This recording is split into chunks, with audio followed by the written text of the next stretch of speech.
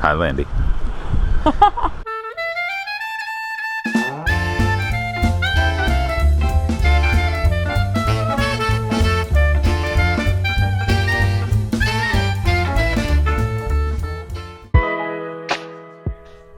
Perfectly placed between Verona and Venice sits Vicenza.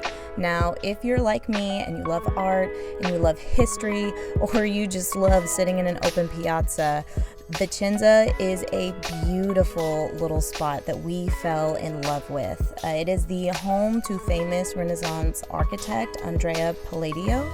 And there's no better place to see his beautiful works than the Piazza dei Signori. Now, we were completely spoiled in that this beautiful historic square was just around the corner from where we were staying. So every evening we would walk down here and we would just relax and we would sit and we would eat and we would gaze at just the beautiful architecture around us.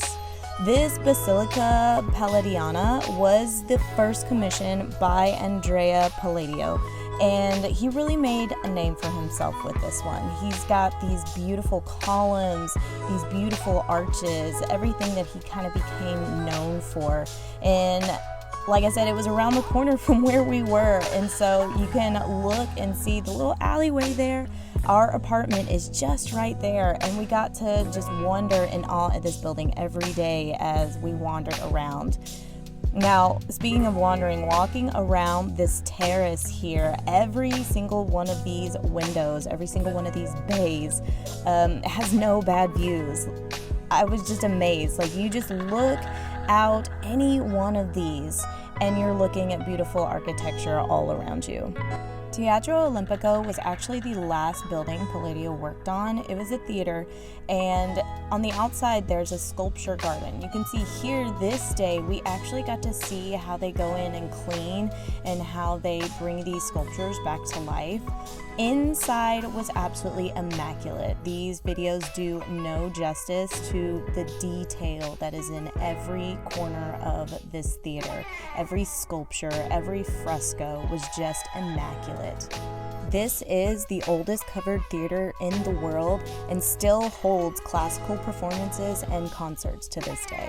Next stop, the magical city of Venice, where there are boats, and more boats. Venice is made up of narrow canals and Venetian Gothic architecture. The best place to see this architecture is the Piazza San Marco. Here sits St. Mark's Basilica, the most impressive cathedral in all of northern Italy. It is dripping with ornate detail. It's no wonder, with all this gorgeous architecture, that this square is so popular. I mean, this is like 9 o'clock in the morning, the earliest ferry we could find, and there's still tons of people here. Another must on our list was the Rialto Market. It's a daily market in Venice, just with the freshest ingredients you can find. Fish, fruit, vegetables. I mean, the smells here were incredible. If we were actually staying in Venice, we would have gotten some fish, but we went ahead and got some vegetables and some other things to make dinner at our apartment when we got back. What actually became our favorite part of Venice was just wandering the streets. These little bitty alleyways were so packed with beautiful architecture and detail that we just couldn't stop walking. I mean, anywhere you turn, you would walk down and there would open up this random little cafe or this beautiful little courtyard that you didn't know was there. Literally magical. Last but not least was Verona, which is probably most known for being the inspiration for Romeo and Juliet. We skipped Juliet's window and went to the Verona Arena, which is this Roman amphitheater built in 30 AD and is one of the best preserved structures of its kind. Fun fact, this is older than the Colosseum in Rome. It opens up to 44 levels and it can hold 22,000 spectators. This place is incredible and is still being used today. You can see here that they were setting up for something, some incredible concert or opera. Wish we could have stuck around to watch it. Castle Vecchio was a medieval fortress built in the 14th century, and we were so excited to actually get to explore a real-life castle. Now, this castle, like I said, was built in 14th century, and it experienced heavy bombing during World War II, so lots of parts of it have been rebuilt, including the bridge that I'm standing on here. But it's still gorgeous to behold. It's this museum now. There's all kinds of beautiful art on the inside, an art exhibition.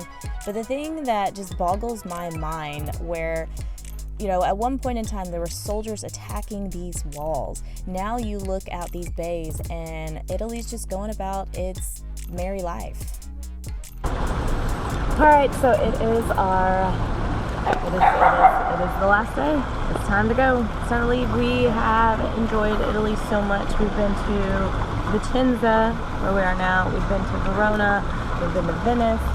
And I think the consensus is, at least for us, that Venice is the way to go. Venice? Vicenza, where we are now. Vicenza is the way to go. It is really chill. It is beautiful. You can see beautiful things without having to deal with a whole bunch of tourists. It's been great. It's been wonderful. Aperitivos are our favorite. Little snack bites are our favorite. Nap time, designated nap time, it's our favorite. It's awesome. It's been a really great trip. Now on to Austria. Ciao.